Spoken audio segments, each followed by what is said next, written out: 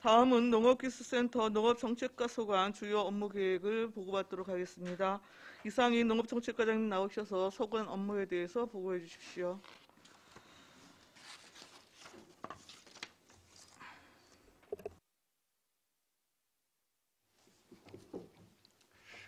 안녕하십니까. 농업정책과장 이상인입니다. 업무 보고에 앞서 각 팀장님들을 소개해 드리도록 하겠습니다. 이영재 농업정책팀장입니다. 심상철 농업마케팅팀장입니다. 장진순 농촌개발팀장입니다. 이문섭 농지관리팀장입니다. 그럼 업무 보고를 드리도록 하겠습니다. 먼저 2페이지입니다. 농업정책과는 지속가능한 농종으로 안정적 농가 소득 창출을 도모하고자 농촌 공간 전략과 푸드플랜 수립을 통해 농업 농촌 환경 개선을 위한 사업을 추진하고 유통 환경 변화에 능동적으로 대응할 수 있는 대책을 추진하겠으며 농민 기본소득, 공익형 직불제, 청년 농업인 육성 사업으로 농업인 소득 안정화 기반 마련을 위해 노력토록 하겠습니다. 다음은 3쪽입니다. 농촌지역 주민의 삶의 질을 제고하기 위해 농촌공간 전략계획 및 생활권 활성화 계획을 수립, 현재 용역을 추진하고 있습니다.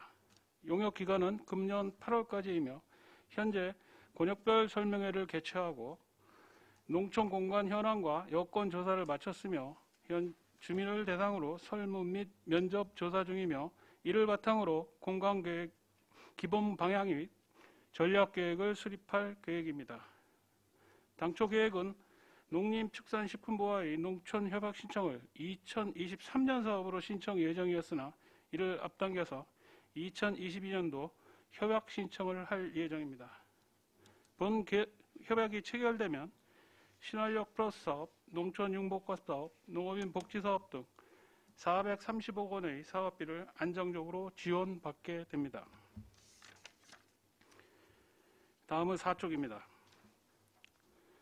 우리 안성시도 농촌의 고령화가 급격히 진행되고 활력을 잃어가고 있어 이를 극복하기 위해 청년 호개농 및 귀농자 유입 유도에 노력하겠습니다.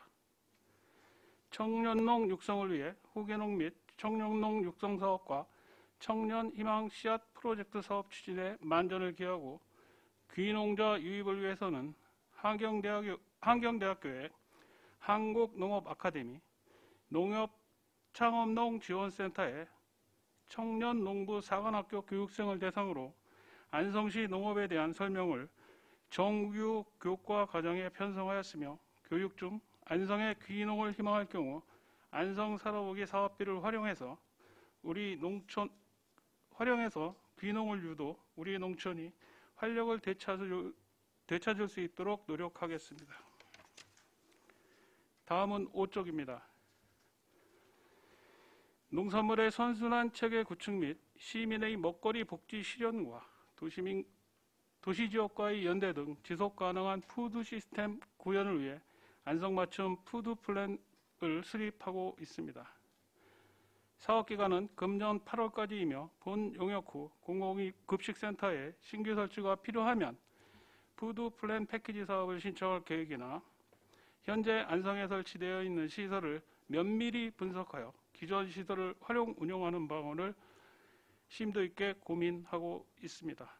또한 현재 소비자의 소비 형태 및 학계, 시민단체, 농어민, 소비자 등과 푸드플랜 방향 설정을 위한 토론과 논의를 지속 진행 중에 있습니다. 다음은 6쪽 농민 기본소득 사업 추진입니다. 우리 시는 경기도에서 2021년 우선 시행시군으로 여주, 포천, 연천 등과 선정되었으며 경기도에서 지난 2월 19일 정식 명칭을 농민 기본수당으로 확정하였습니다. 또한 경기도 조례는 4월 회기에 상정할 예정입니다.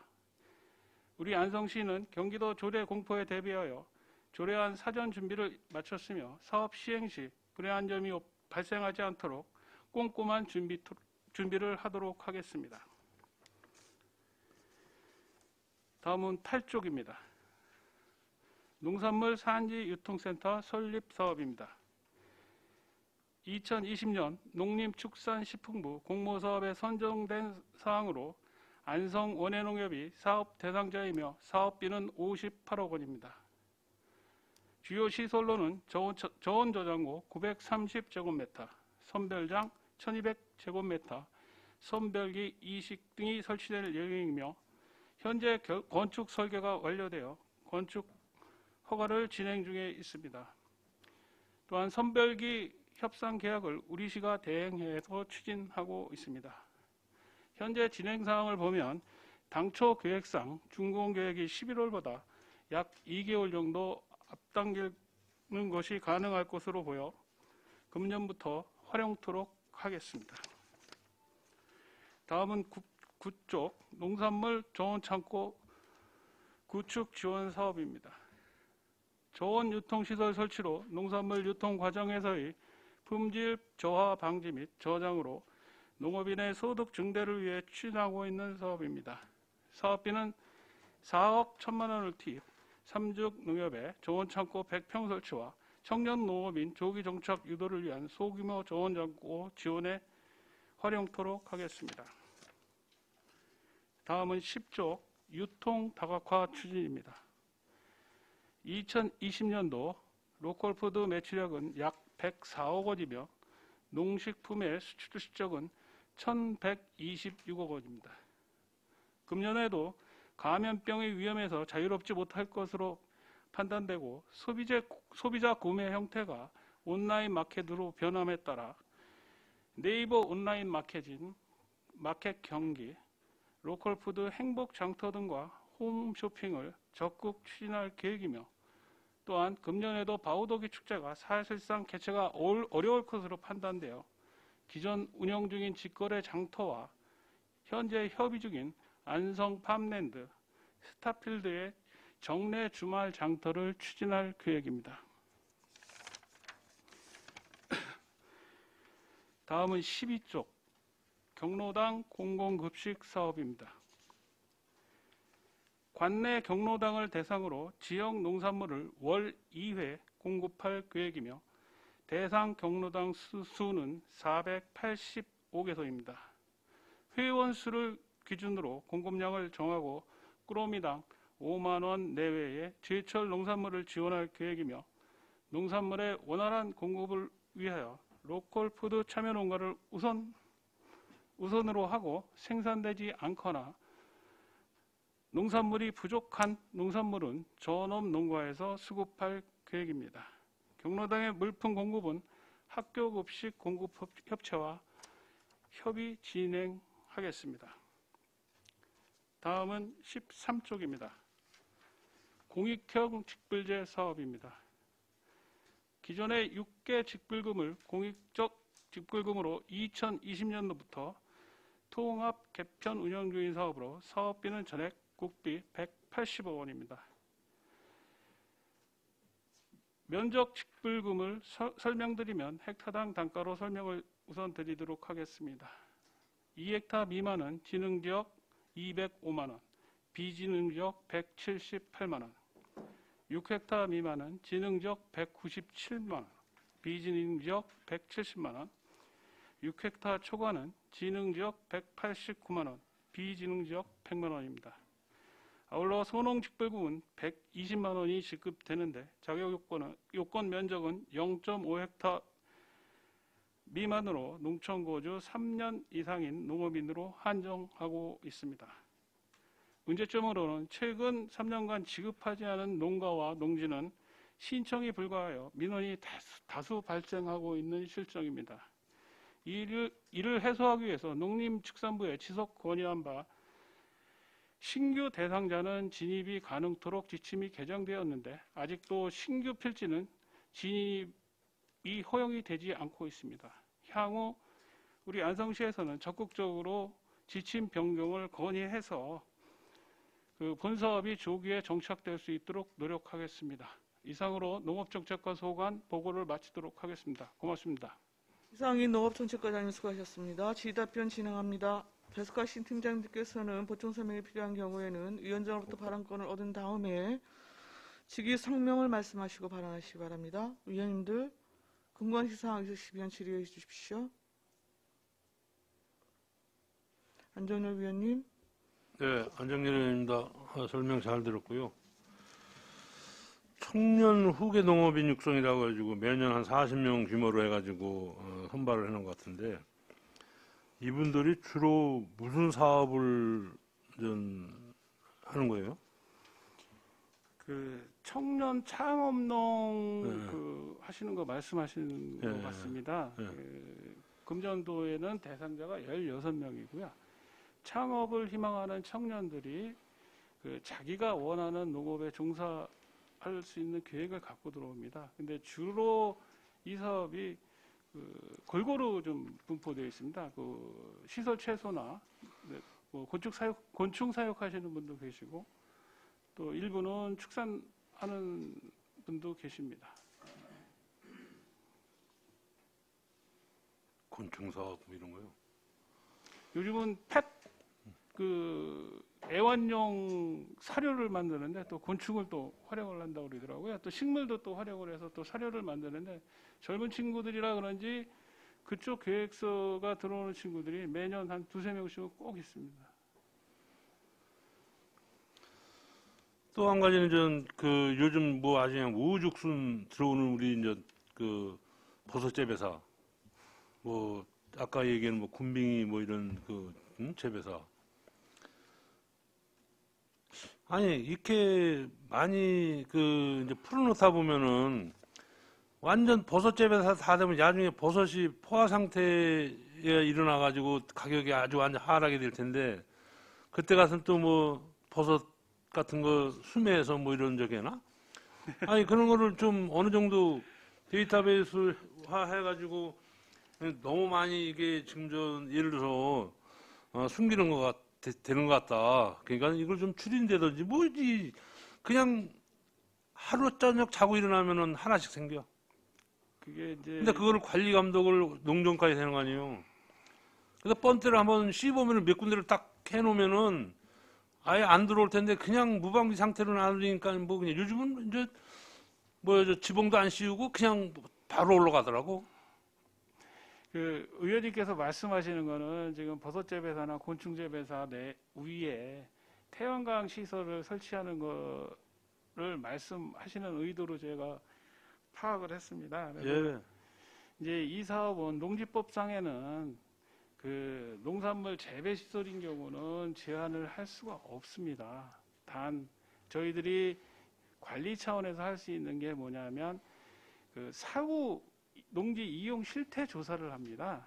사후 농지 이용 실태를 조사해서 제대로 재배를 안 하면 저희들이 1차 계도 공문을 보냅니다. 내년도에는 꼭 좀 재배하고 해라. 그렇지 않으면 우리 처분이 나간다. 이렇게 계도 문서를 내고요. 그다음에 이듬해까지 재배를 안 할 때는 저희들이 토지 성실 영농 경작을 하라는 의미에서 토지 이행 강제 부과급이라는 것을 공시지가의 100분의 20씩 계속 부과를 하게 돼 있습니다. 그래서 지금 작년도에 실태 조사한 거를 바탕으로 해서 금년도 대상자가 지금 한 군데가 일단 나왔는데요.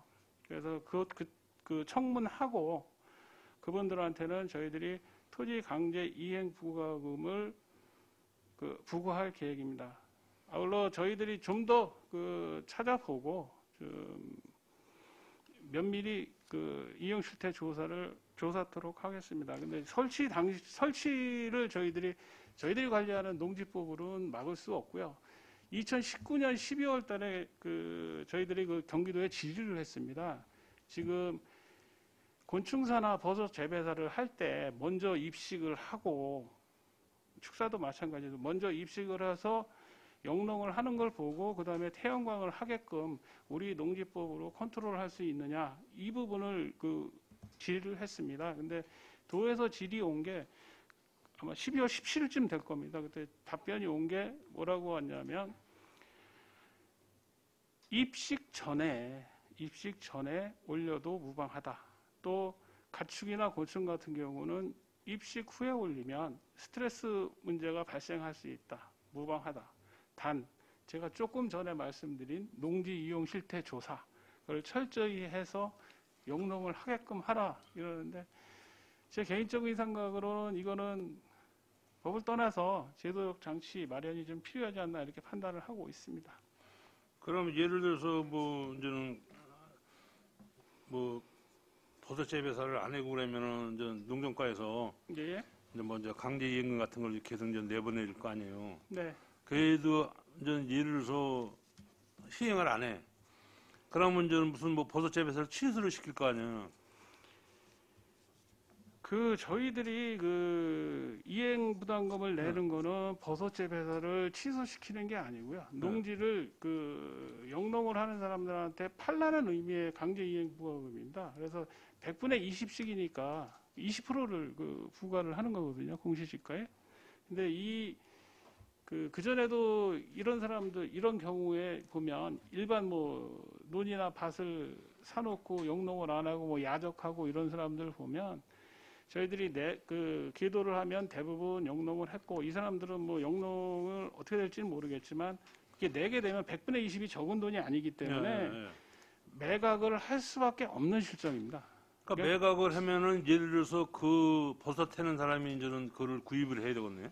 그렇죠. 내지는 뭐 매각 비용이 낮춰가지고 철거했는데 비용까지 해서 매각 비용을 낮추든지 뭐 방법은 그 방법밖에 없을 듯합니다. 그러니까 뭐 매각이 뭐 여러 예를 들어서 저는 뭐 몇 군데 저기 걸쳐 넘어가도 태안강은 돌아가고 있는 거 아니에요. 근데 태양광은 돌아가더라도요. 만일에 돌아가더라도 그게 넘어갔는데 그분들이 또 만일에 제가 구입을 했다 그러면 저도 영농을 안 하면 2년 후에는 똑같이 또 100분의 20씩 또 내야 되니까요. 사람이 소유주가 바뀌면 그 사람한테 또 내보내니까 그거는 그렇게 매각 그 공시지가의 10분의 20이요. 20%입니다. 공시지가. 공시지가에? 예. 공시지가에 뭐 논 같은 게 공시지가 얼마나 나가? 더군다나 공시지가의 20%면 지금 태양열로 얻는 수익을 비교해 보시면 공시지가의 20% 내고 그 운영할 사람들은 없습니다.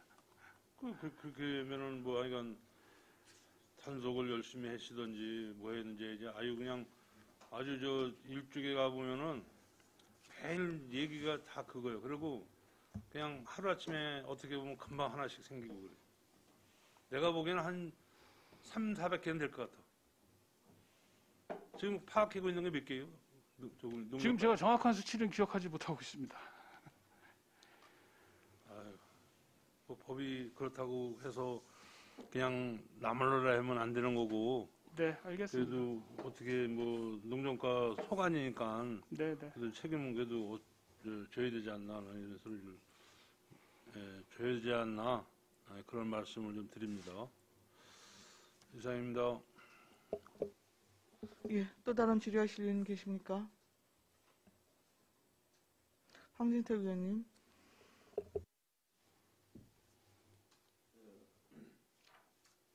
일단은 이제 여러 가지 이제 문제가 뭐냐면 제가 보니까 최근에 이제 불법 건축물 관련해서 민원도 있고 지금까지 보면 농지 이용 실태조사 제대로 안 되었다. 그거 제가 말씀드리려고 해요. 그다음에 농지 원부에 농지가 이제 등록이 안 된 분들도 꽤 있고 그래서 보니까 농지에다 지금 건축물이 있는 경우가 상당히 많잖아요. 민원이 되고 또 소방안전시설 점검에서 또 이렇게 지적등록도 많고 해서 지금 만약에 지금 농지 이용 실태 조사하고 있는데 전문 인력이 부족하면 용역을 줘서라도 정확히 해서 좀 정리 좀 해야 될 것 같아요. 이게 제가 최근에 민원이 된 것들 보니까 오래된 농가형 창고나 맞습니다. 축사시설이더라고요. 네. 그래서 그것은 좀 정확하게 실태 조사가 필요하다. 그런 말씀을 드립니다. 그래서 지금 저희들이 하고 있는 게 농지 원부의 현행화 작업을 지금 하고 있습니다. 지금 등재를 안 하고 뭐 토지 취득했는데 안 하고 그런 분들이 있어가지고 현행화 작업을 하고 있는데 이게 농지원부는 또 신고 소유주가 또 신고를 하게 돼 있어요. 그래서 저희들이 뭐 강제로 끌어다가 할 수는 없는데 저희들이 현행화 작업하는 거 안내하고 홍보를 하고 있습니다. 그래서 제가 지금 이번에 놀란 게 뭐냐면 저도 이걸 깜짝 놀랐어요. 예전에도 그런 경우가 있었는데 거기에 이제 그 건축물 대장할 때 도면도 다 놓고 하는데 농지에 버젓이 건축물 대장을 해줬단 말이에요. 근데 어떻게 그 용도 변경도 안 되고 개발행위가 나는 거 보니까 최초에 낼 때는 뒤에다 했는데 앞에까지 건물이 반절 이상이 걸쳐 있어요.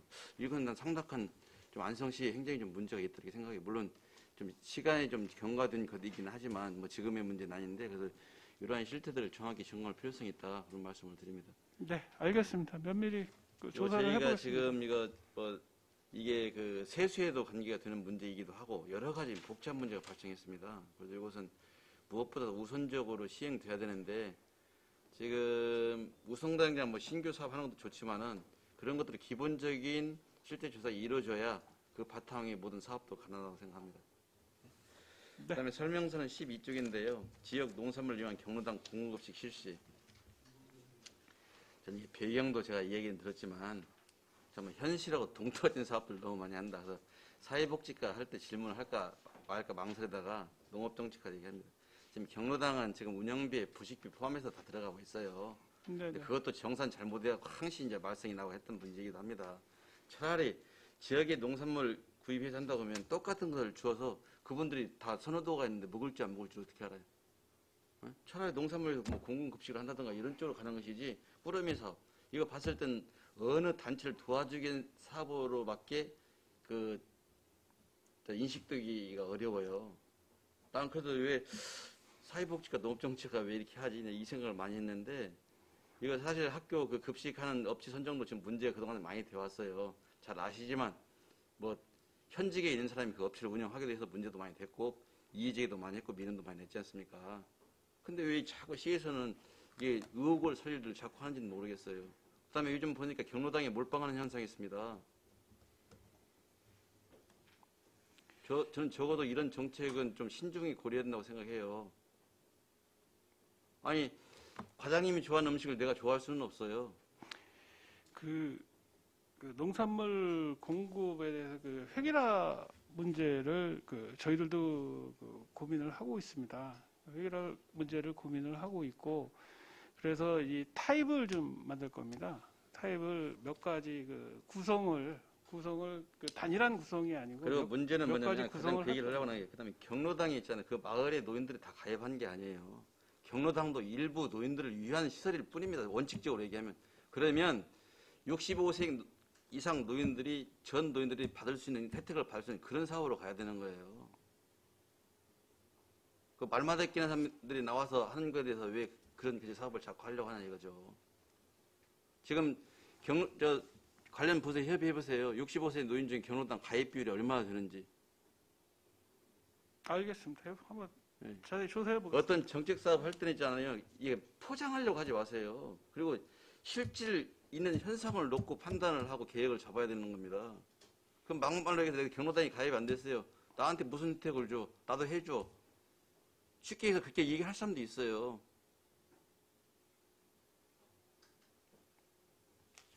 하여튼 어떤 사업할 때는 신중히 좀 생각을 하고 좀 해주세요. 그냥 뭐 노인들 위한 사업이다 뭐 하면 무작정 뭐 해주는 것도 맞지 않는 거고요. 아니 저는 말씀드리지 않습니까? 어떤 예산이 들어도 해줄 사업은 해주셔야 돼요. 그러나 아닌 것은 아닌 거예요. 뭐 검다 희다 안 하고 그냥 비슷합니다 이렇게 얘기해버리면 안 됩니다. 검은 건 검은 것이고 흰 건 흰 겁니다. 이상입니다. 네. 추가적으로 질의하실 위원님이 계십니까?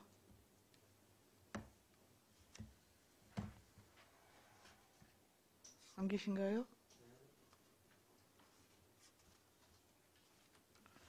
우리 간단하게 좀 여쭤볼게요. 안성맞춤 푸드플랜 수립 용역 지금 진행 중이죠.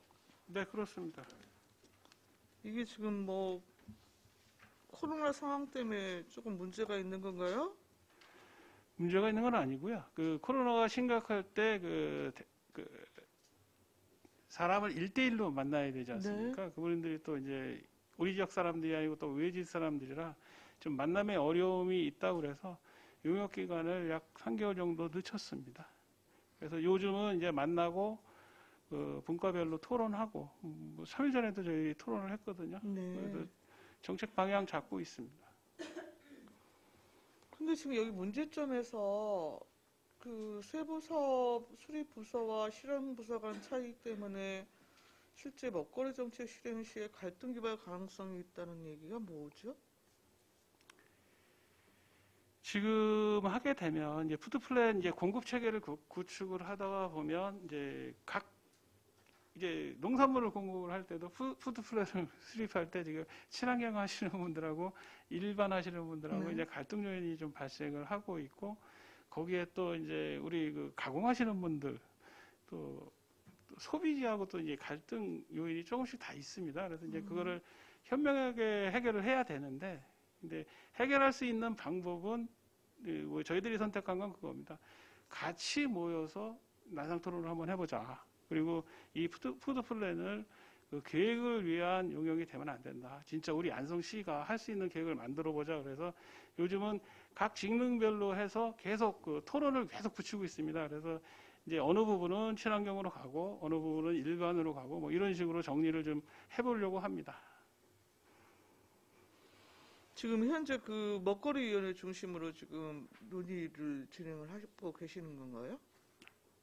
일단 시작은 그렇게 하는 거고요. 진행이 되면 먹거리뿐만이 아니고 이제 건강이나 이제 교육. 요즘 또 이제 지난번 회의 때는 소비자에 대한 또 학생에 대한 교육의 문제가 또 크게 그 먹거리 교육이나 환경 교육에 대한 문제가 크게 나왔습니다. 그래서 이제 그 교육을 어떻게 할지 또 차기 회의에는 또 이제 그걸 또 논의를 또 해보기로 했거든요. 그래서 이제 이게 단순히 그 푸드, 농산물의 생산하고 공급뿐만이 아니고 그 우리 시민에 대한 인식 전환하고 학생들에 대한 교육 또 이거 하게 되면 또 쓰레기, 음식물 쓰레기나 뭐 이런 것까지도 종합적으로 검토를 해서 그런 종합 계획을 세울 겁니다. 예, 말씀 잘 들었고요. 농민 기본소득 이거 경기도 예산이 확정이 됐었나요? 경기도 예산이 작년도에 어떻게 된 거냐면 176억이 확정이 됐습니다. 176억이 확정이 됐는데 도 조례가 제정이 되지 않은 상태에서 확정이 된 겁니다. 그리고 집행부에서는 기본소득으로 하자. 경기도 의회에서는 농민수당으로 하자. 그런데 그게 지난 2월 달에 일단 농민수당으로 하는 거로 결정이 났답니다. 결정이 나면서 4월 달에 조례안을 상정을 해서 바로 시행을 한다고 계속적으로 얘기는 듣고 있는데 기 예산 176억은 서 있는 겁니다. 도 예산에. 그리고 가장 큰 쟁점이 뭐냐면 도의 농림해양수산위에 있는 의원님들은 농업 예산 감축 없이 예산을 해야지 왜 감축을 하느냐. 이거 갖고 또 요즘 또 쟁점이 돼서 계속 상호간에 논의하는 걸로 알고 있습니다.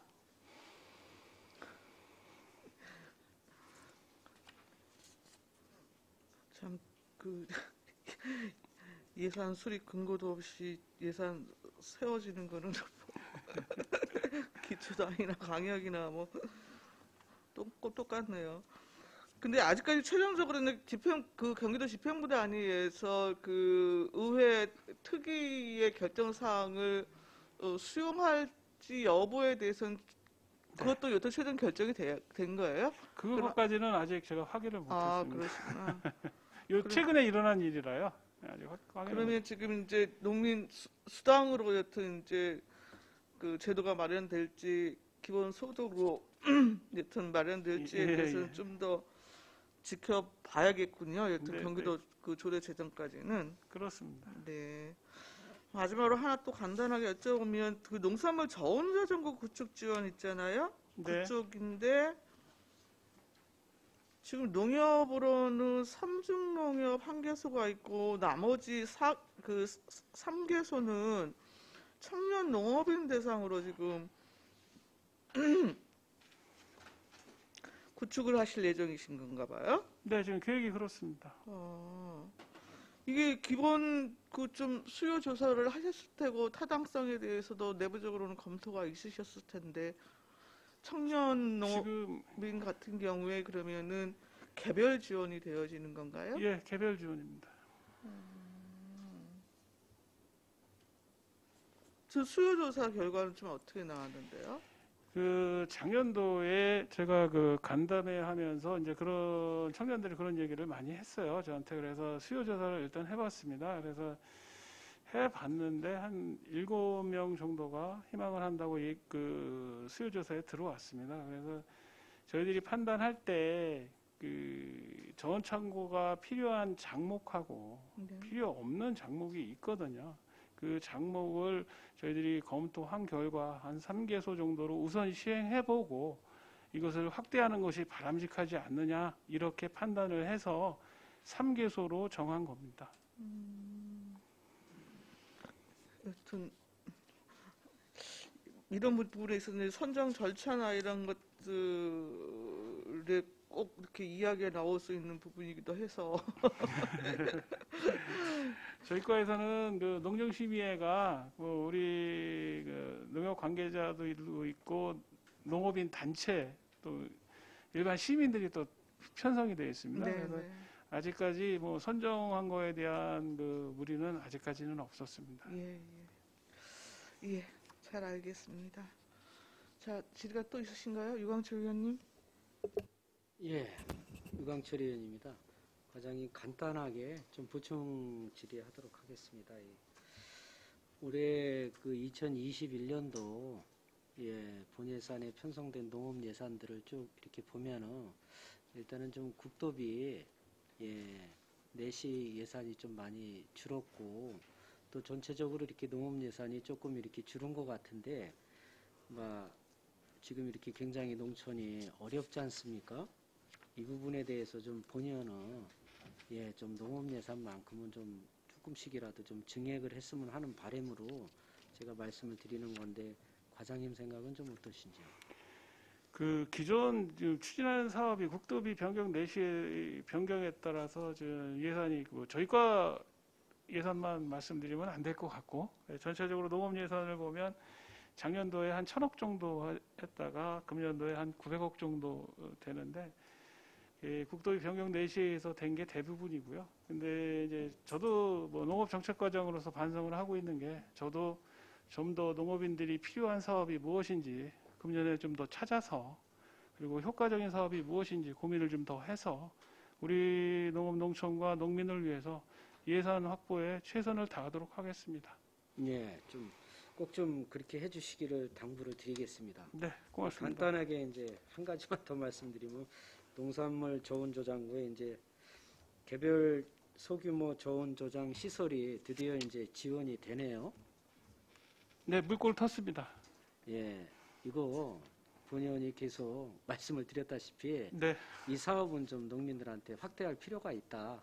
이 부분에 대해서 좀 적극적으로 검토를 해주시기를 다시 한번 당부를 드립니다. 예, 알겠습니다. 이상입니다.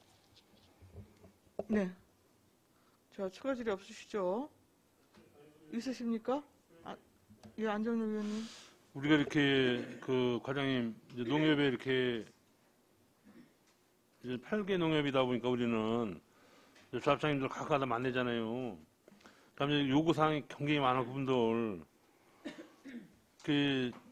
그분들 요구 사항을 그래도 좀 많이 이제 받아줘가지고 예산을 좀 확보를 해야 되지 않나 하는 그런 그 생각이 드는데 요번 그 이제 3주 같은 경우에 육묘장 신청을 했는데 예를 들어서 이제 예산이 반영이 될 일인지 안 될인지 모르지만은 이제는 이해 추경이 이제 4월 아니에요. 4월 달인데 4월 달이면은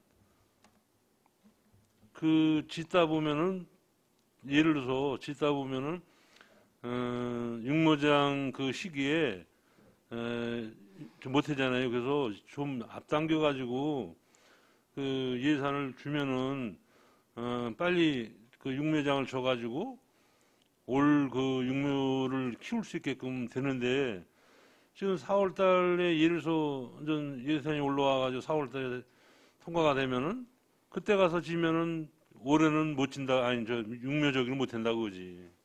그 과장님 생각은 어떠시죠?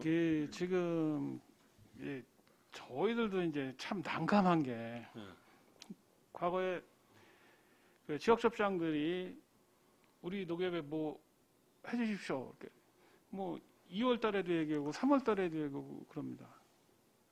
그래서 작년에 저희들이 본청에 있을 때 농업정책과장 그때 본청에 있을 때 저희들이 작년 여름에 문서를 냈습니다.